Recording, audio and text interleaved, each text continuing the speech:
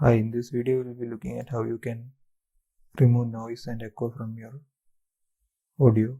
So let's play through this. Let's take a closer look at the bins.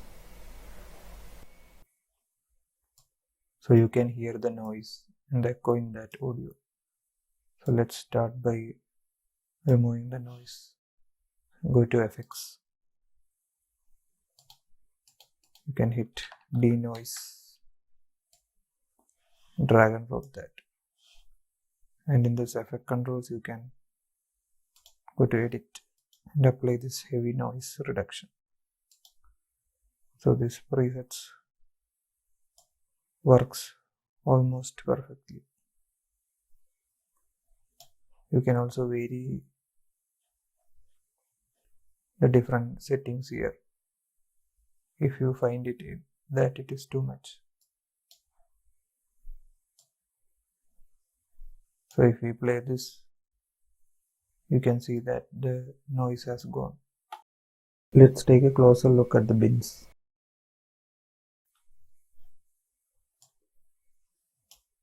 So the next thing is to remove the echo. To do that, you have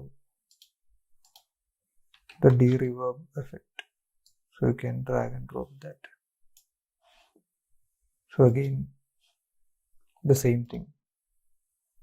You can apply this heavy reverb reduction preset easily. You can vary the parameters if required. And if we play this, you can see that the echo has reduced. Let's take a closer look at the bins.